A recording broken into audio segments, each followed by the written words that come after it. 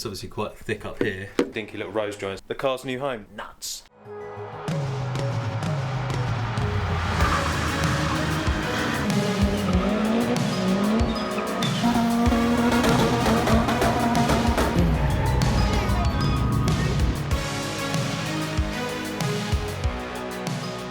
Hello, so I haven't been working on the Fiesta that much recently. I've had other things going on with work and house move and everything else. Long story short, just trying to sort out the issue with the AFR. I've given the injectors over to Zach and he's tested them on his little test machine, cleaned them out, they all look good. So the issue wasn't lying with a faulty injector.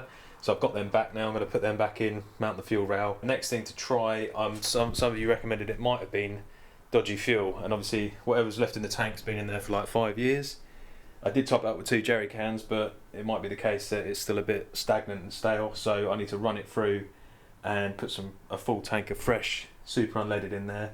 I am going to try the AFR gauge that Zach gave me, but before I do that, Dave at DA Performance Engineering kindly sent me a brand new Bosch genuine Lambda, so I'm going to put that in first and try it with my gauge, and then if not, I'll swap it over to the one that Zach lent me. And then once we're happy that the AFRs are reading right, then we can start to properly set it up and map it. The only other thing I need to do is I'm going to whip off the anti-roll bar that was obviously rubbing on itself when we had it up on the ramp. We noticed that it was catching on itself, so I just want to take that off. I spoke to Bert at Orbital who made the anti-roll bar. He said on some of the base spec models, which this one is, because it never came with an anti-roll bar, they used to put a lot of seam sealer on the inner chassis rails where the brackets bolt up, and he said that can actually move the brackets sort of up to 5mm in, which obviously then creates a problem where the blade's moving about and it'll actually rub. So I need to take the anti-roll bar off, take the brackets off, and see how much seam sealer is on the chassis rails. And if there's a lot, obviously I'll wire brush it back, and then that should sort that problem out. Little bits to do, but just trying to get it ready so that I can actually go and get it set up on the rolling road and see what power it's making, and obviously start driving it properly with the reassurance that it's not going to melt. Right, so I've got the anti-roll bar off, and it's actually this little edge here is kind of guillotining onto the brackets. You can see that corner's taken a little nip, and I've only really driven this a couple of times. This side's worse. You can see it's just been rubbing up against that, and I think obviously the car is probably lower than it should be for this setup, but I've had a quick look. I can't see that there's a massive build-up of seam sealer where the brackets mount. So it goes onto this part here, and that looks to me like a thickness of paint, as opposed to, it's obviously quite thick up here, but here I can't see that that's pushed that bracket in, and it obviously lines up with the slot because that's where I've mounted it. But whether my chassis rails are slightly narrower than normal, I don't know. So I think I'm going to have to remake that part there, which I didn't really want to have to do, and then move the blades further in to give more clearance on the brackets, which is annoying. But whilst it's off, I'm going to shorten these little drop links because again I think they're too long still. Right, so Darren, or Bert as he's known on the forums, from Orbital Motorsports, has actually been a big help, and I've been discussing with him the problem. And it transpires, looking at his car and the other kits that he's sold, I think my car is actually too low for the size of the rose joints that he's supplied. So I've chopped them right down, so I've got dinky little rose joints now. I can't lock them off, but I'm going to try them at the lowest setting. Obviously they can't undo when they're on the car. So I'm going to throw everything back on the car with these dinky little rose joints, and that should alleviate the problem. And I have recoated the brackets in satin black. And I thought whilst I was doing that, I might as well recoat the actual anti-roll bar at the same time, so it's all fresh when it goes back on. Bolt it all back up and see if that sorts out the rubbing issue, and then that's that problem ticked off. Another thing I've got to look at, my thermostat housing, I think it's my thermostat housing, is leaking, so I need to take off a load of stuff and get to that, resealer it, stick that back on. Again, there's certain things that I need to sort out before I take it to the rolling road, because I don't want to be the person who rocks up with coolant leaking and bits rubbing. I want to turn up, hopefully get it set up and not be chasing silly little issues where stuff's loose or I've forgotten to sort out a little, you know, niggly problem.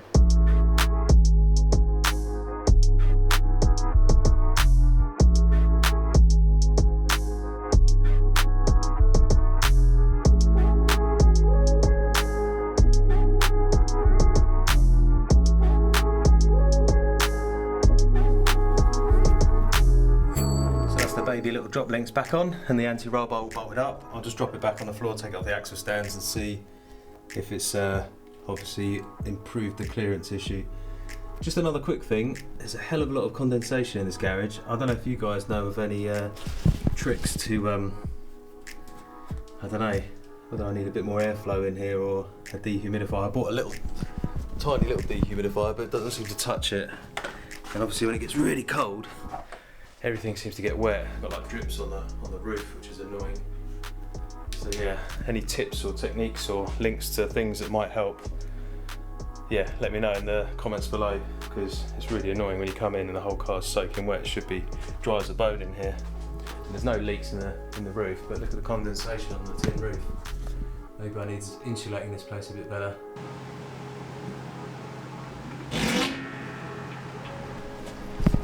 Okay. Let's have a look. I think the drop links might need to be a bit smaller.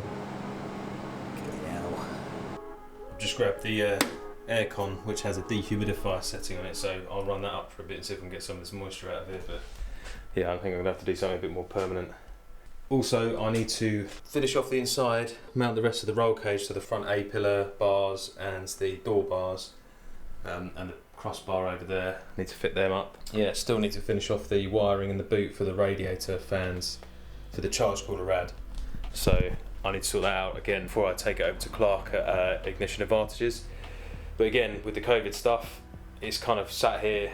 I can't really take it over there until lockdown relaxes a bit, which is so frustrating. After 5 years, I got it back on the road, and then all of a sudden, I can't go and get it set up. I can't really go and see Zach and get it live mapped on the road either. So yeah, at the moment I'm just going to tinker around with stuff. As I said, get it to a point where I'm confident or happier that I'm not going to rock up and have a load of fluids pour out the bottom of it or issues on the dynos.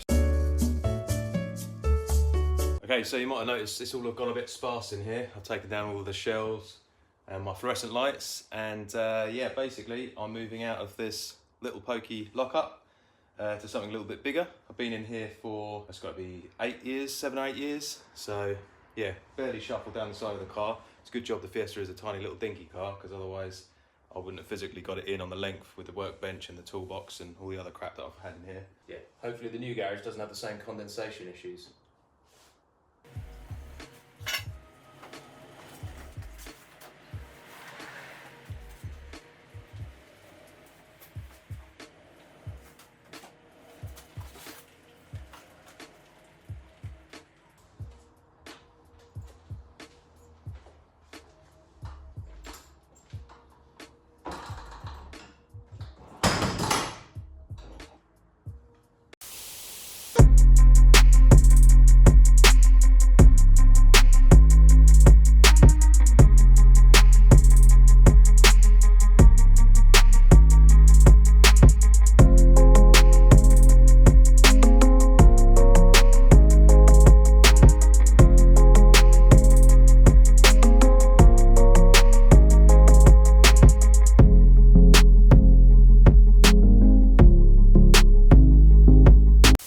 Here it is, the car's new home. Basically, pretty much a double garage. I reckon I could squeeze 2 cars in here. Obviously 1 car and loads of space to work on it with the doors open. There's also this real handy little nook bit with a bit of a pitch roof over it, so I don't know whether that'll be storage or workbench, lathe, toolbox, etc. Good couple of windows to let some light through. It's got some basic power, but I'll be looking to put in a proper fuse box, something that will take obviously a bit of ampage when I crank up the welder. Much bigger obviously than the little garage that I was used to. This looks a bit drier. I think I'm just going to check there's a bit of a hole up there that I'm going to have to sort out. Crazy, I don't know, I think the teenage boy who was here before, this was his little smoking den, so got some interesting atmospheric lighting going on. Rip that down. Someone's had to get tiling. up and along the beam. I'll rip that down. I need to get the electric door working because that doesn't seem to work at the moment. And obviously it's quite a heavy door to lift by hand.